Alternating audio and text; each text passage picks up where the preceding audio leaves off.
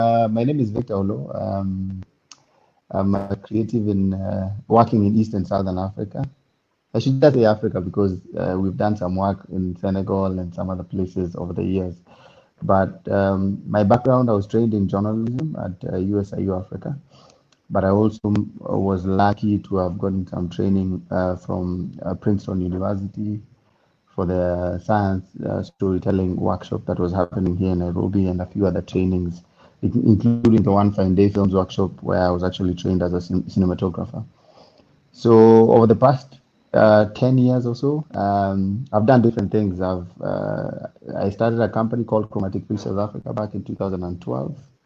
Ran that with a friend of mine for about 5 years, where we were doing media production basically, from documentaries, films, covering events, corporate gigs, advertisements, things like that that we did. And the unique thing about it basically was that we were actually really trying to ensure that the team was comprised of people who are either in school or just about to finish school, so providing opportunities for youth, especially in the creative industry.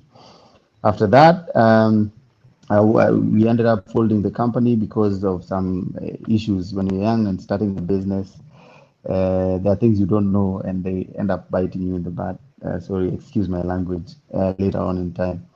So after that, I basically found myself being selected for the Mandela Washington Fellowship in 2014.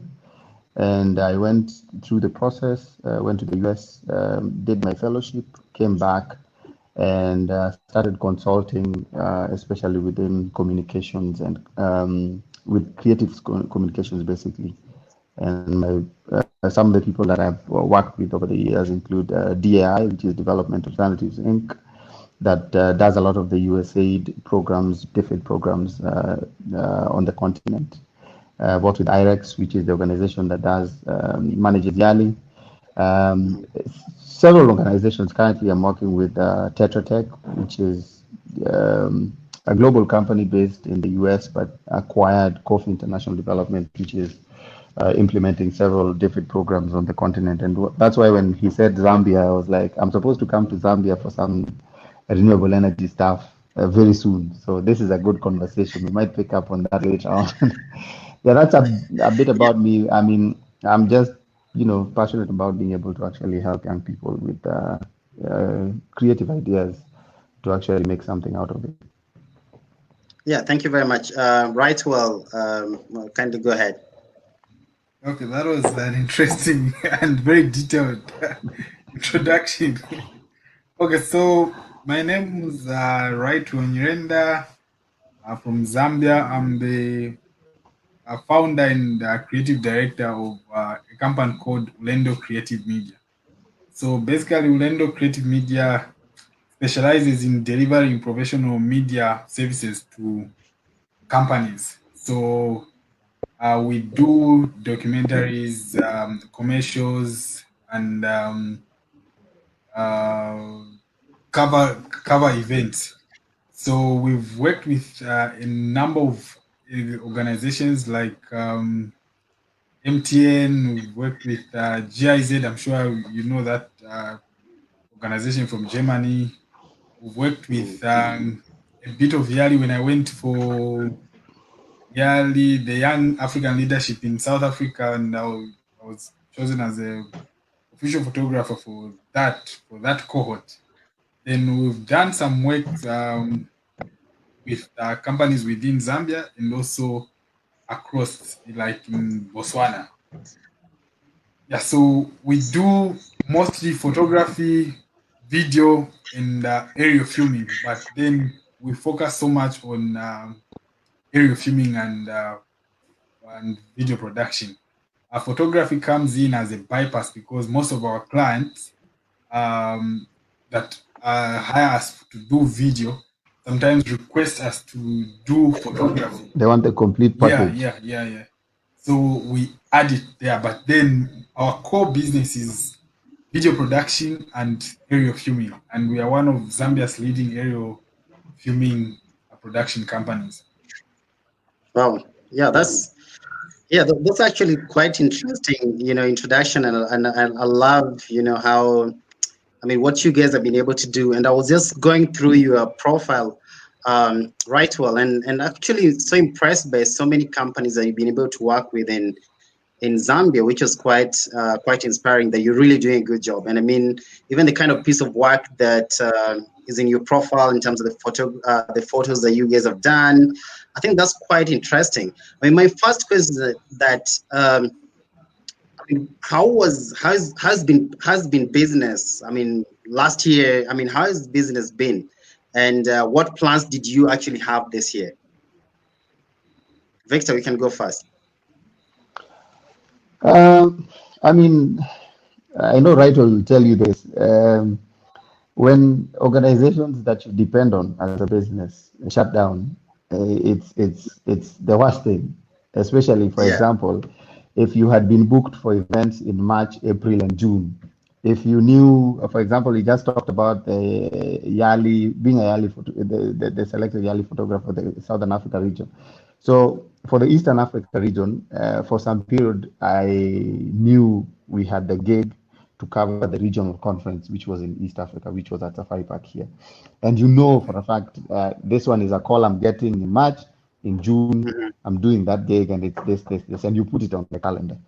And so it's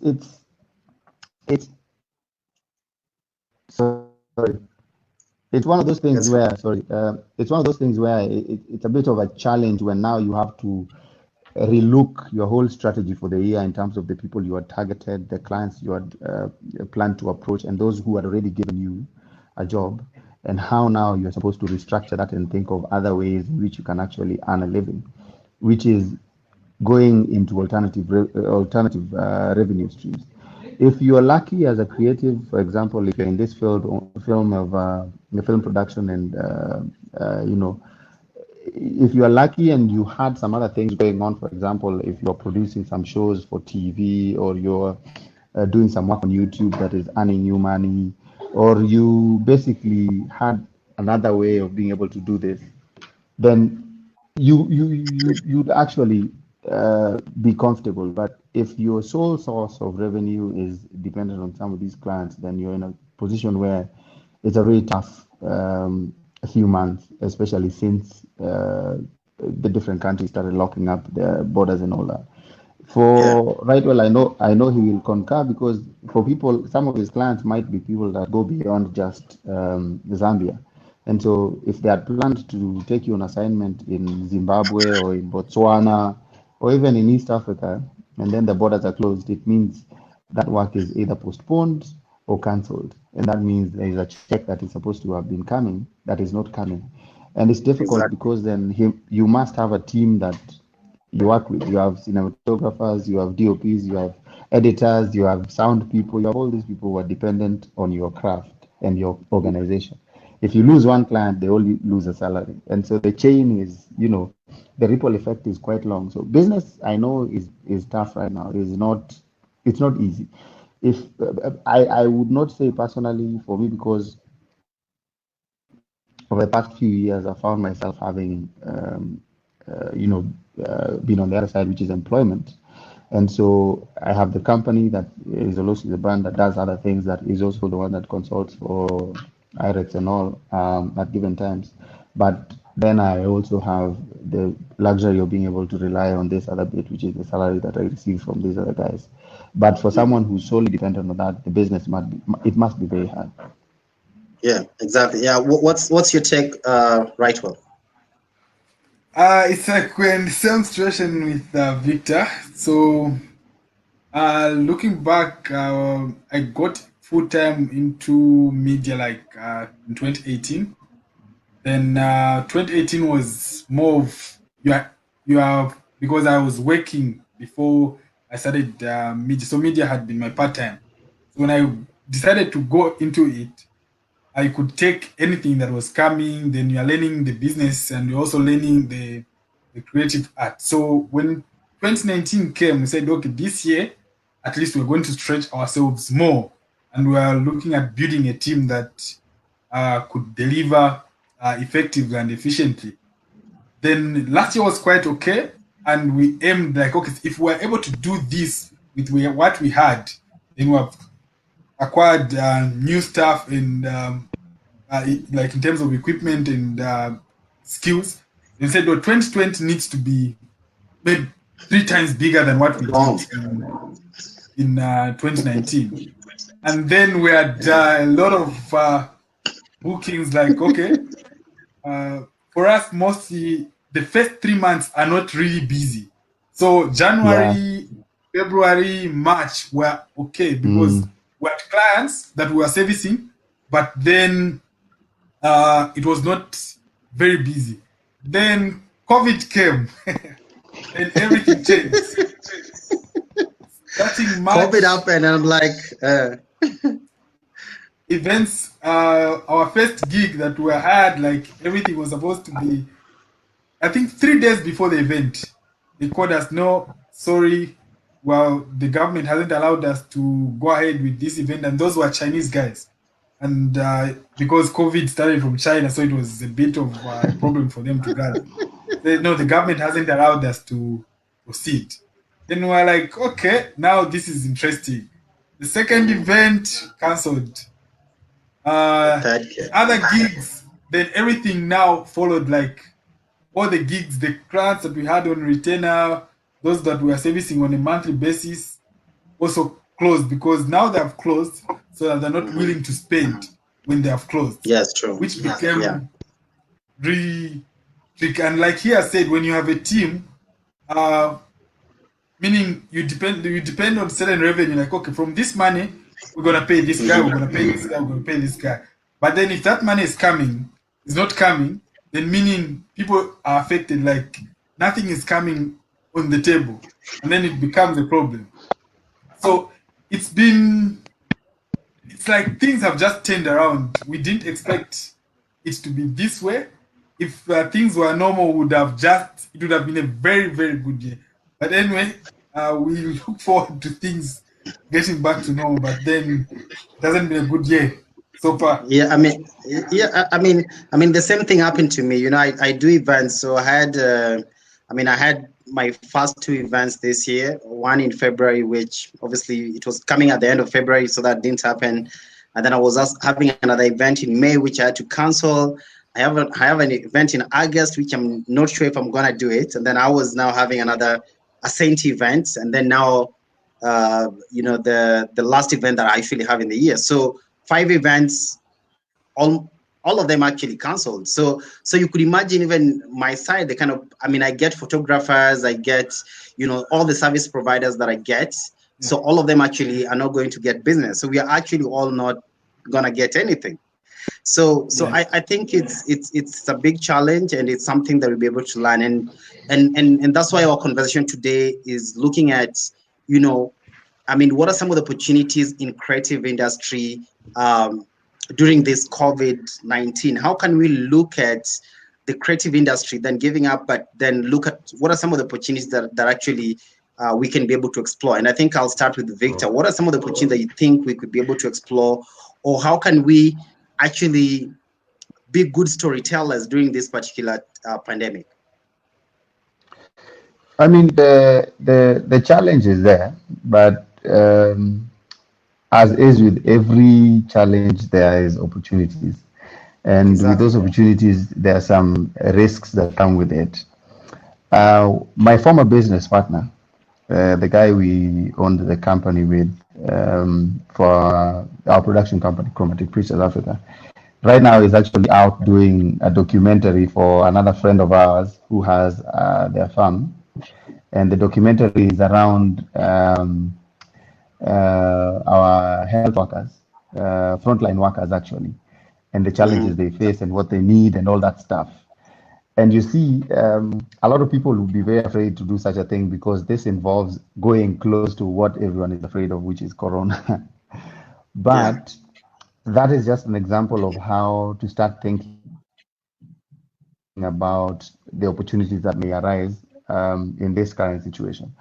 One other thing I would like to say is for those who are into generating content, for example, if you've been doing events and all these other things, as Wrightwel said, when I did events, I knew very well that from June to December, it's back to back to back to, it's packed.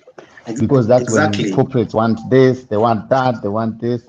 But then in after December, January is slow, very slow. February, March, there's still not that much happening, And so within those times, what we used to do was to generate content that either we could sell to people who are looking for B-roll, people who are looking for, such things.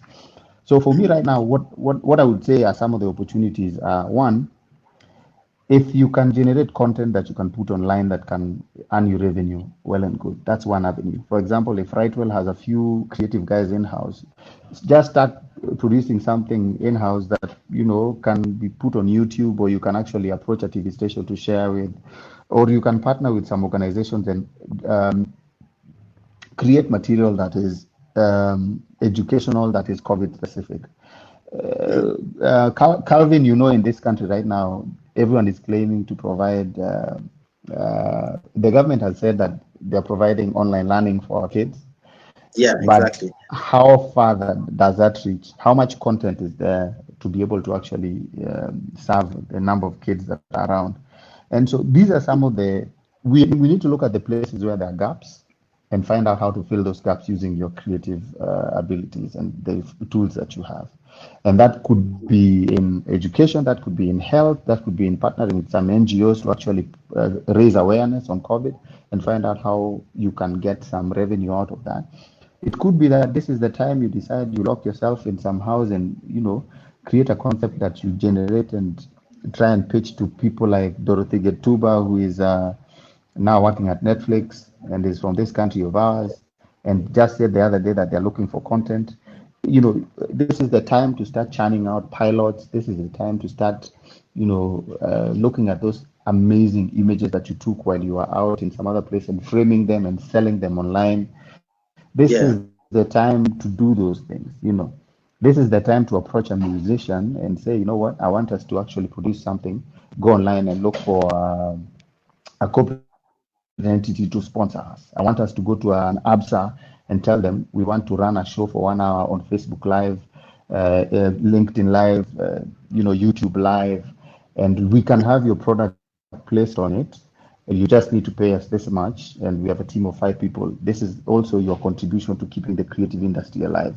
So we have to start thinking beyond just what we usually do to ensure that we are actually finding ways that we can actually generate money during this time. Personally, Calvin will tell you, I have never been someone who does things to put on YouTube, but because I find myself with a lot of Yeah. time, I am Which, now which you've an been doing a aspiring very good job, YouTuber. You're inspiring. Yeah, I mean, Wrightwel. What do you think about that? Yeah, this period is quite tricky, but then, like Victor said, you still can find opportunities. Like from my side, we have a show that we do called Untold Stories of Africa, and which is an online TV show. So, but then the most challenging thing has been my team has been scared of COVID as well. So they're saying if you're going to interview someone, suppose they have COVID, what happens? That kind of situation where they're also thinking like, no, I shouldn't be one of the statistics. So it's Uh-huh. been we've like stopped shooting Uh-huh. because of that. But then looking at opportunities, I think most of the opportunities that are available now is post production. We're doing most of, like he said, creating content. Also, if you do graphics and those informatics stuff, then you'll be able to. This time, most of the companies, because of this lockdown and so on. So most of the companies are also trying to create content, but then they're looking at getting that content less on a lesser fee than on the normal charge. So you find that if they come to a creative like me, then I have a team to work with. So the way I'm going to build them, it will not be like no, since it's COVID, because it even has to be more since it's COVID.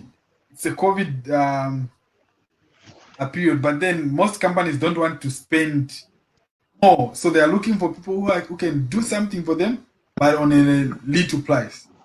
So opportunities are there, but then it's just that maybe the clients that are available at the moment are looking for getting something better for a lower price. Exactly, but again, how do you, what are some of the skills that that you think people can be able to learn in the creative industry? And I think basically Victor has been able to share a few things, but what are some additional skills? Because I mean, you'll find that most of the photographers and videographers, they actually also know how to edit as well. Do you think it's good opportunity to be able to maybe even go online and teach actually how can you edit? How do you edit? What are some of the softwares that you can be able to edit? Do you think those are some of the opportunities there in terms of other aspect of creative than the normal photography and filmmaking and documentary? Okay, yeah. I mean, the thing is, I told someone the other day that this is the best time if you are someone who is working either as a photographer or as a videographer, and you wanted to learn things like script writing, or you wanted to learn things like video. If you are someone who's shooting but you don't know how to edit, this is the time that you can take to actually teach yourself these things. You can take all the footage that you have that either you've already used or you haven't used, and start teaching yourself how to actually be able to do that. Because remember, we are living in a world where as creatives, you are more or less called upon to have an array of skills, not just one. It's no longer just enough to be a photographer. It's no longer just enough to be a videographer. You need to be a videographer who can actually be sent on assignment that can come back with a written piece as well. So this is the chance for you to either actually do that, teach yourself how to, edit, teach yourself how to write, teach yourself how to, be able to conceptualize and, do some of these things. But on the flip side, it's also a chance for those who have several of these skills to try and actually build a community of people who actually are skilled in these things. I personally, I know that's a fault. I have not taken the time as I used to teach people or to offer a lesson, to go online and say, okay, I'm offering a class on video editing, or I'm offering a class on creative writing, or I'm offering a class on this and that, so that I can see how many people join and get actually to benefit from my skills. But I know locally, there are some of my friends, like John Wambogo, the Canon ambassador, is doing, actually today was doing a training, and a few other people who I've seen who are doing different sessions. So the opportunities are on both sides. It's on the individual to actually learn a new skill, but it's also still on the individual to actually share those skills with a good number of people for free or for a charge, depending on what you're using and who you're targeting, and be able to build a community of better creatives. Yeah, I mean, do you feel that that's something that would actually be done in the southern region, Wrightwel? Yeah, I think it's using this period, you can, as a filmmaker or as a creative, you can use it to share the knowledge that you have on how you do certain things, how you do your scripting, how you do your planning or your budgeting for certain things, like if you do music videos, if you're doing documentaries, if you're doing commercials, and like you can share all your entire process. But then on the other hand, I think it's time to also learn more skills, because like he said, it's you cannot only be like, I'm just a photographer. So you need to be someone where, even if I code you, I'm looking for people to put on a team. I should be able to get someone who I know they can shoot pictures, but then at the same time they can help me, maybe do something on set. As they shoot pictures, when they're not shooting pictures, they can maybe run audio for me, or they can do um, certain things that will help the project move forward. Yeah. Yeah. So, I mean, one of the things that I'm seeing, I mean, one of the people watching here, Bella, Yeah. she's also actually pointed something very important that I think it's nice for us to discuss. Yeah. And I think that affects entire Africa. I don't know how. I think it affects even Southern Africa. Do you feel that generating content, for example, YouTube content really pays. And because you find that even like in Kenya or I'm sure even in southern region as well, I mean, people don't monetize in terms of Facebook ads. You're not going to, just because you post something on Facebook, it has like maybe 1 million views, you cannot be able to make money out of it. So what do you think for somebody who just want to start up? It would be beneficial for somebody who's already started maybe 5 years ago. They have maybe 10,000, 20,000 followers or subscribers on YouTube.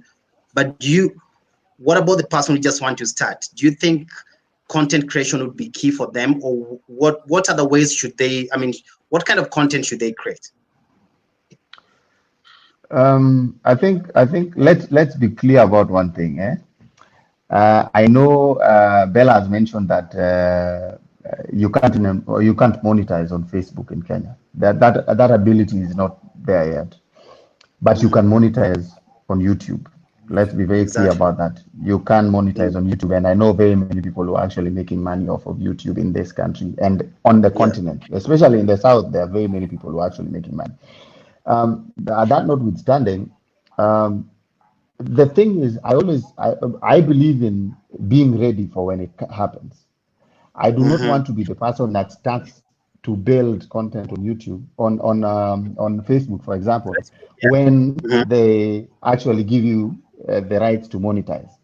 I believe if you want to be ready for that time when that happens, you start now. You can build for both Facebook, YouTube, and other platforms, but be ready such that by the time that happens, you have content on Facebook, you know how to work your way around Facebook and all those different things, and you can actually be able to actually benefit from it when it happens. Now, the other issue of what was the other thing? There was another thing that she mentioned about this. There's something. Let me just project it. The what? I'm sure you can be able to. Can you be able to see it? Yeah. So she's talking about the cost of filming equipment. You can have passion for photography, but by the time you are able to afford the camera, the passion has evaporated. This is very true. It's very expensive. And I know Wrightwel will tell you, when you go to a client and the client tells you that, this is for exposure, I'm putting you out there, and you bought a Canon or whatever for a Canon Mark IV or a C300, or those are like the slightly lower end filming cameras for 500,000 shillings, which is almost $5,000. And someone tells you, I will, just do this for me for, 10,000. I will give you exposure. It's painful. And a lot of young people who are actually getting into this do not have the money to be able to afford that equipment. In this country, I know a lot of them hire, and they hire from one person. And it's not cheap to hire the equipment as well. So creating content is not cheap. Creating content is hard. It's hard work. The example I wanted to give, especially with your question, Calvin, was the fact that if you want to start creating content, think about people who have done it, like our example of Flaco. I don't know if you know Mama Otis. I know Wrightwel. We will share the link with you. You can see. That's someone who has decided to create content using their phone. They edit on their phone. They do everything on their phone. And it is the most amazing thing I have seen for a while, because this guy one person acts as 3 people, is able to edit it seamlessly. The conversations are perfect. And so if you want to create content, you can create content. The equipment can be as simple as your phone. You don't have to think about buying an Arri Alexa or buying a Red Dragon or whatever. Those things are, even European companies lease them. They don't own, most of them don't own them. So use what you have to get the best out of what you can. Wrightwel, what do you think about telling African stories? Because what Victor has actually said is that you find that right now, actually, African stories sell more than actually forming other form of stories. Do you think that that's an opportunity that is not being explored, like telling African story? And what I mean is that, somebody pretending to be like an African mother or African father, or somebody just pretending to be, the way our society is. What do you think about that in terms of content creation?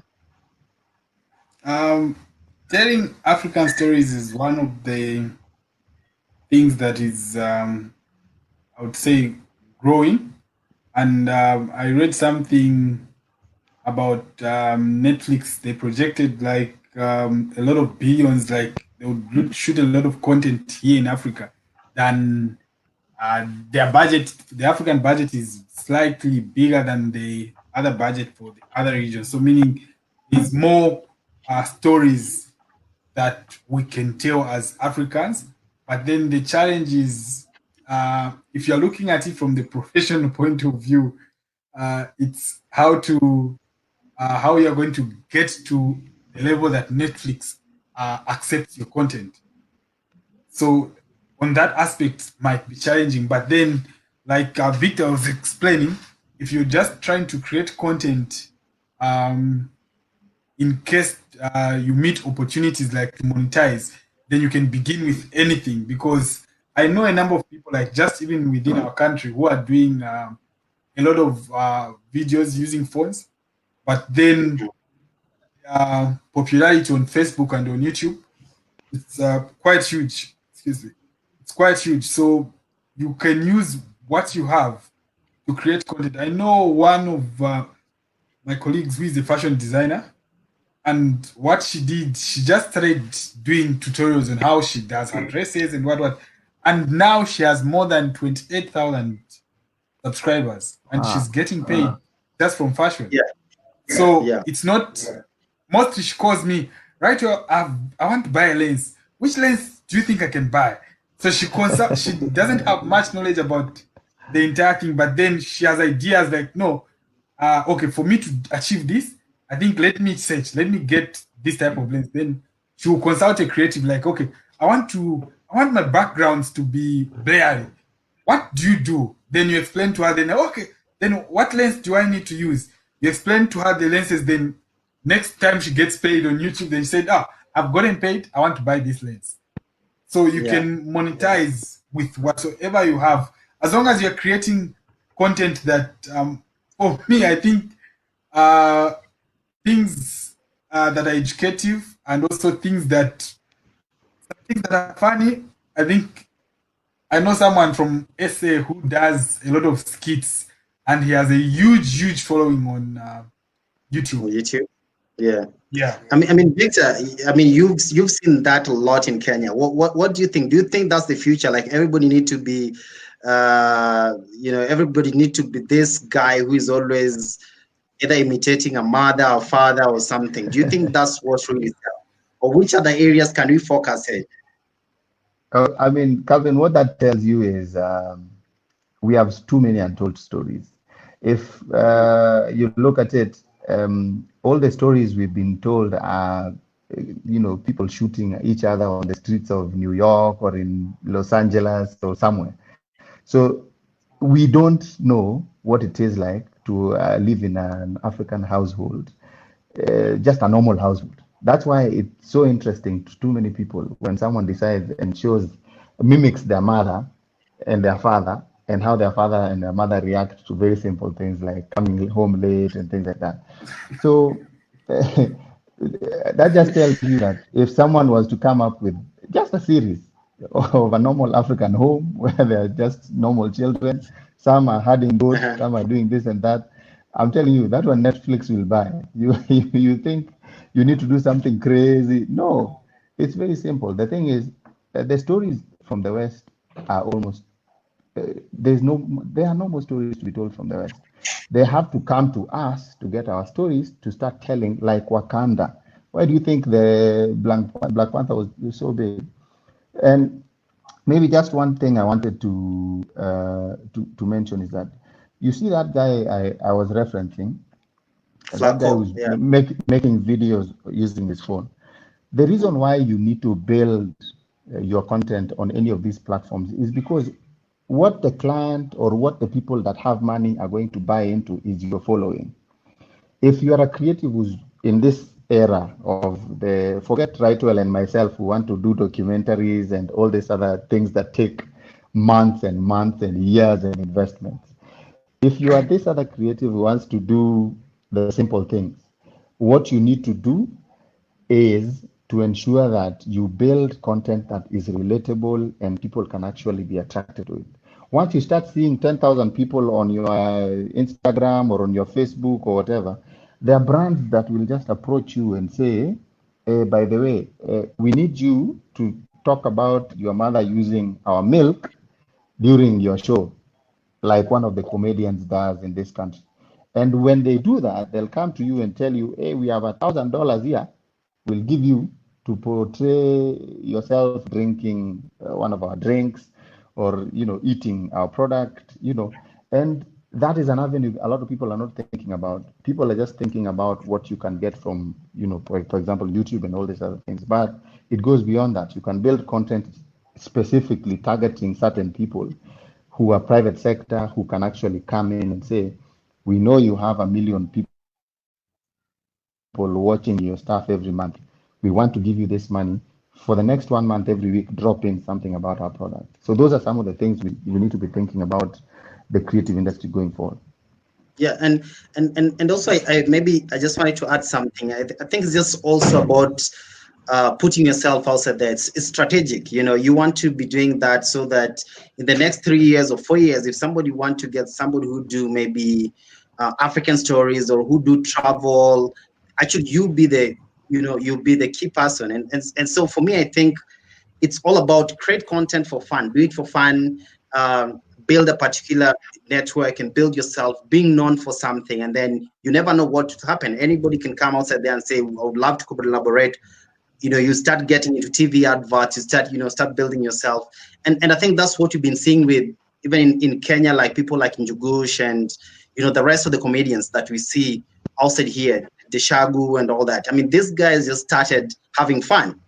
And within no time, they've created a very good, kind of strong network that everybody want to call them for advertisement or something like that. So I think it's just, let's grow it, but let's grow it, systematically and concurrently so that it can be able to produce something else. And so let's switch a bit into, creative and, let's talk about now of media, things like magazines. Do you think those are some of the things that has future? Because who is buying newspapers right now? Not so many people buying newspapers. What about the magazines? Do you think there's future there? I will correct you. A lot of people have this assumption that no one is buying newspapers. Newspapers are still being bought, my friend. Just look at reach out to anyone who can give you data on, for example, our circulation for the two main dailies, for example, in Kenya, which is the Standard and the Daily Nation. They are being bought. The other thing is, so they are evolving. Newspapers were just the physical copy. Now you have the digital platform where Daily Nation have their digital platform, the Standard has their digital platform, so do the Star and the rest of them. And so they are here, they're still here. They're just changing how they're presented. But I also know that a lot of people still really value traditional media, especially the printed newspaper. And let's not also forget the fact that there's a falsehood being perpetrated out here that there's internet access and all these different things that allow for people to access digital material, even in remote areas. There's so many areas of this continent that still don't have access to internet and all these different things. And so how they receive their news, their information and all those things is through those newspapers, is through those magazines and some of those things. One of the things we need to do perhaps is to try and ensure that people don't forget about that because it serves such a big community, and focus on this other bit because of the fact that now we are open, we are online, and we are all these different things. There is a chance for us to be able to actually even talk about the fashion side of things and all that stuff. A lot of the ways in which fashion was communicated was through magazines and those things. And now, if you want to sell a product to the rest of the world that is African, people use online means, but it doesn't mean that if you get into a Kenya Airways flight, you won't find Safari magazine showing some of the Ankara designs that are in East Africa that you can actually buy when you get here. There are people who enjoy reading. Yeah, exactly. Yeah, Wrightwel. Being in the southern region also, which has a lot of, has a lot of attraction in terms of tourism, in terms of the landscape and all that kind of stuff. What do you think about that other side of, magazines and all that? Do you feel that that's something that has a great future? The fact that we are all going more into digital space. So I think my comment on that one would be, for most young people, you would find them um, reading stuff online. But then we have the people that have got money. Young people have got time, and they find things interesting online. Like whatever they want, they would look for it online. But then the people that have got money out there, our buddies and so on, they buy newspapers. And also, if you go in these offices for the corporate world, you find that on those small tables, the coffee tables, you find your Forbes magazine, your Safari magazines, and so on. So, meaning there are people that are buying them, and there are people that still attach value to it, mostly because they understand. Most CEOs will be looking at, oh, they're relaxing and they're looking at, oh, this magazine. Ah, no, it's lifestyle magazine, or maybe they need to visit a new place, so they'll find it maybe in a magazine. That's why, like Victor mentioned, you still find magazines in the on most of the air flights, Lines. Yeah. because yeah, you see most people that are flying, meaning have A lot of time. They want yeah, to read they some. can Yeah. afford, yeah, they can afford flights. So when they are on those flights, they can check through magazines and so on. So I still think there is a lot of hope for the print media. Yeah, Yeah. I don't have a Yeah, comment. let's go to documentary. Documentary is a really really key for every country and organizations and literally telling wild stories.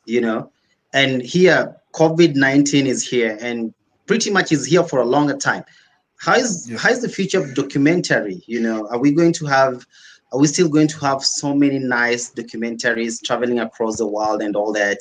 And also you could answer what's the future of drone in filming as well.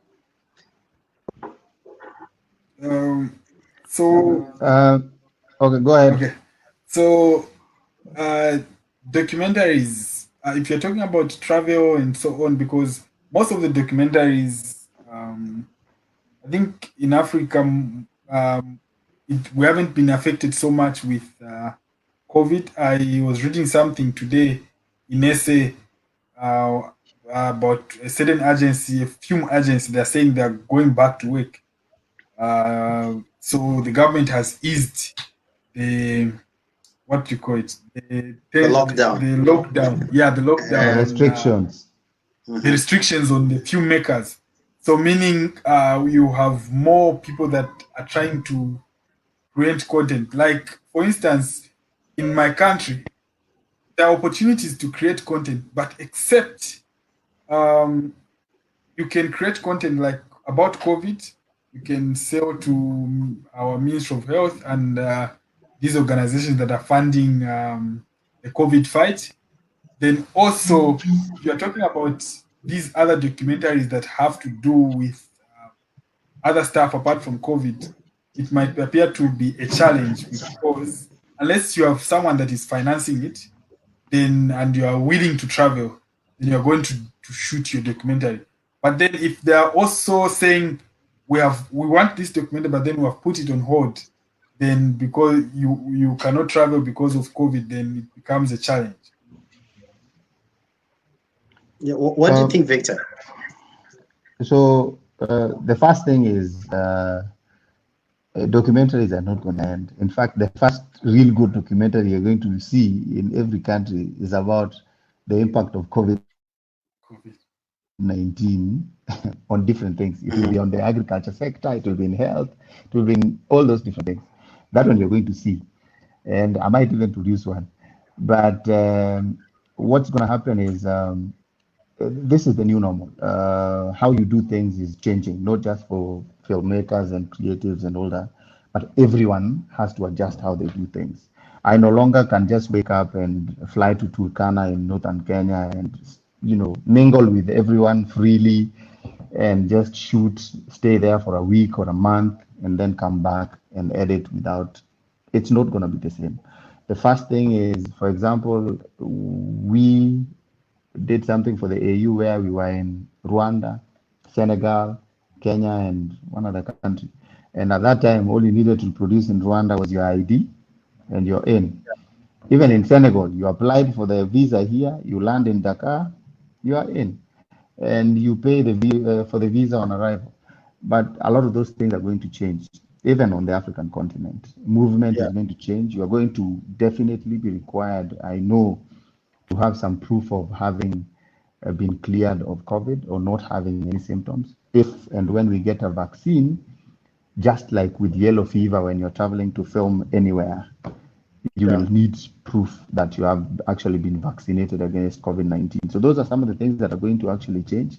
But in terms of the general filmmaking, me and Wrightwel are not going to stop going out to the field to shoot. If I need to shoot a documentary, I will go and shoot.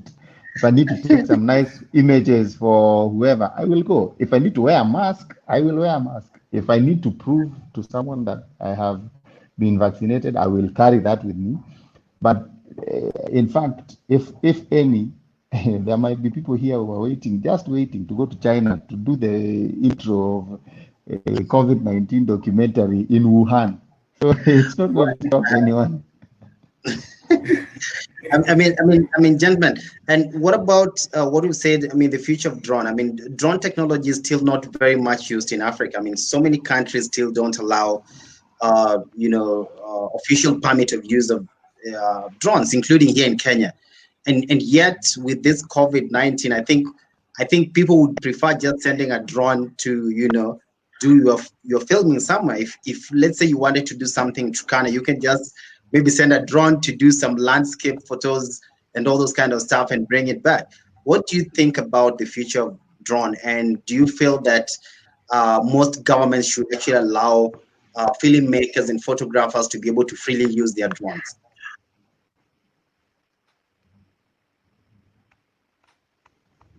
Victor can go first. And Calvin, I'm going to go fast, but I have a very early morning tomorrow, so I'm going to go fast, and I beg to leave in a few, and I'll let you and Wrightwel finish up the conversation. So we are literally finishing up in three minutes. So I think by 2020 we should 2020 we should be done. Okay, so one thing, drone technology is amazing. There's a guy in this country that we went with to Yali called Maurice Betzer, who's building drones. He's built a human carrier, a drone that can carry a person, but he's also building drones to do some other things. And you only need to look at what it's been used for in Rwanda, what it's been used for in some other countries. We could have used drones to actually deal with the locusts in this country, but that's another story. For filming, drones are amazing. One of the persons I follow right now in this country is called Sam Mushai, who's an awesome drone photographer. He's, I think, one of the best right now. Maybe Wrightwel, if you want, I can share some links. You see the kind of work he does. But what's happening with drones and drone work in film on this continent is, I can tell you, Calvin, that drones cannot replace filmmakers. As a filmmaker, there are things that you can get yourself on location when you're there in the moment that may not be necessarily accessible if you're flying a drone. There are moments, there's things that, especially for documentaries. Someone once told me that a documentary is it's alive, it's happening, And so you can try as much as possible to incorporate drone work, and drone photography is amazing. Drone videography is amazing. The establishing shots you will get with drones in any part of this continent cannot be replaced by anything. You cannot replace it with a jib, you cannot replace it with dollies and all those different things. But one thing I think is there is a future for both filmmakers and drones in the documentary making in Africa. It's Yeah. not to say that you will split the two and start saying that technology is going to take over everything with regards to storytelling, and you're just going to sit somewhere and actually pilot a drone to a location and get all that you need. First and foremost, I don't think we have gotten to a point where we have built a drone that can last the number of hours that a Matt Mhm. Dibble and Vicky Stone would in chasing flamingos in Lake Nakuru when they stayed there for 8 months. We have not built a drone that can survive some of those harsh environments and hide somewhere, camouflage, and be able to give you wildlife documentaries the way they are done. We have not built a drone that can be relatable to a human being, such that when you're asking some of those emotive questions, they can give you the answers based on a feeling that they Yeah. have with a human being. So the future is that we are still going to be using drones together with actual filmmakers to actually be able to actually tell stories through documentaries. Yeah. What do you think, Wrightwel? And then I think Victor will just give a closing shot as well after Wrightwel. Okay, so for me, drones have the future, but then like Victor said, you cannot for filming especially you cannot use them the way you use them to deliver stuff. Let's say medicine, uh, food, and so on. The way they're using them in Rwanda and in In Western Ghana. countries, yeah. But then for filming, you have to be on the ground. Like, okay, I want this shot. This is I'm going to take off from this point and shoot from this point, move to this direction, rotate like this. So you have to be there. But then in terms of using drones for other things, I think governments need to review. Most governments are scared of the more like security measures, like they have put security measures like no, you can't you can't fly a drone if you don't have if you don't have a license and so on. Certification, But yes. Pilot then license. yeah.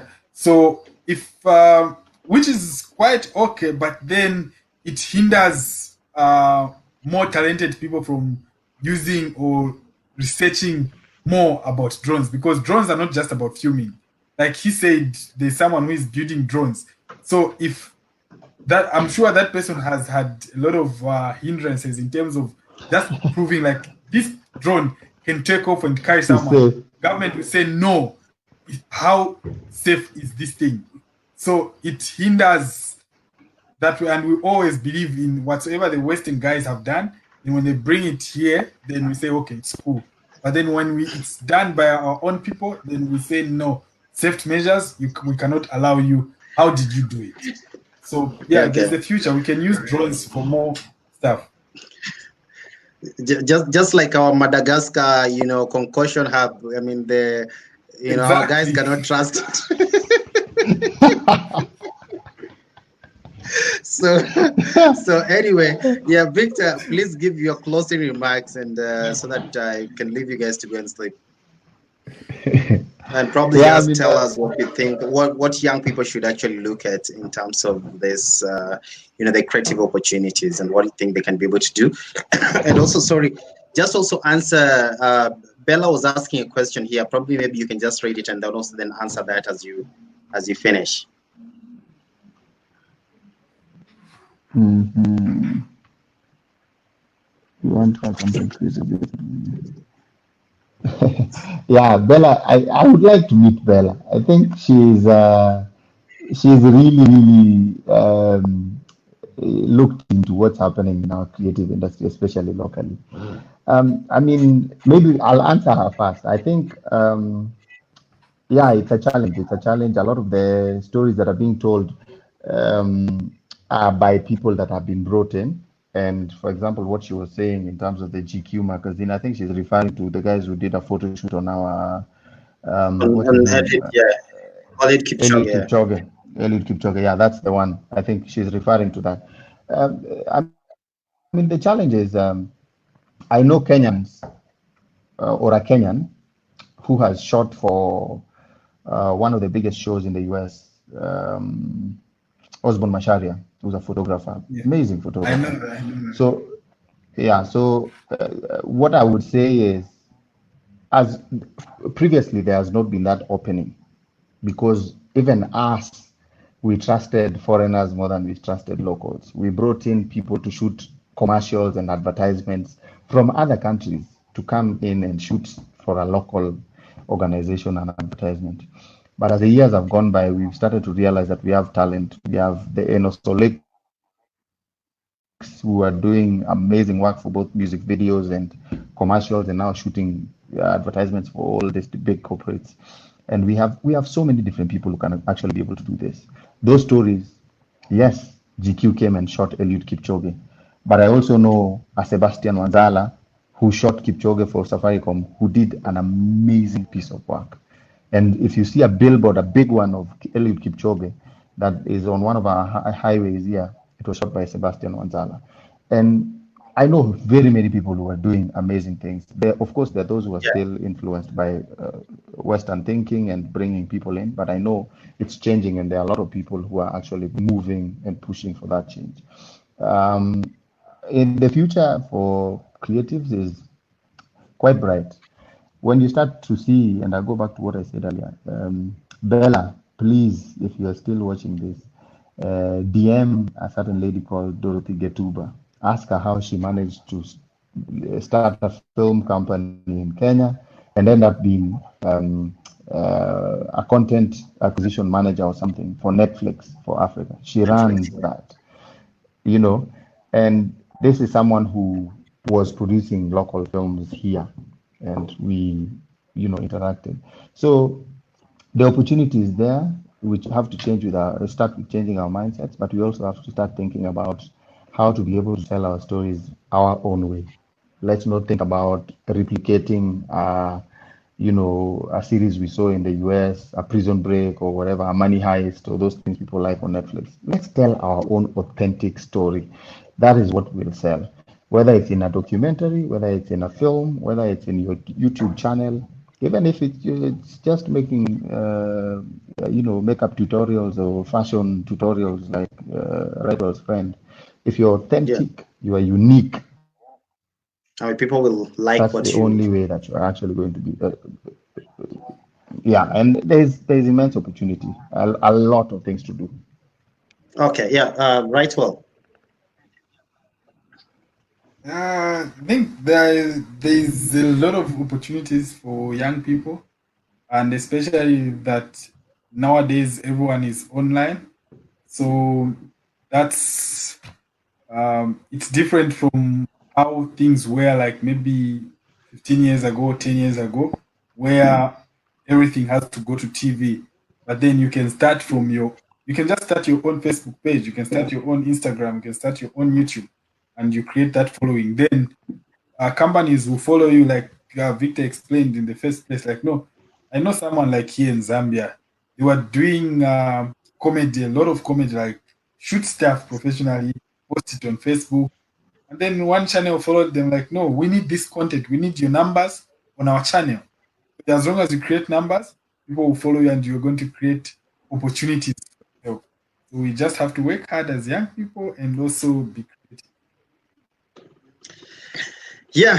Thank you very much, gentlemen. I think that has been a really, really one of the most amazing conversation that we had, and looking forward to this more. And I wish you guys all the best, and have a good night. All right. Thank you so Thanks, much. Calvin. Thanks for hosting this. Thanks. Thanks. Bye bye.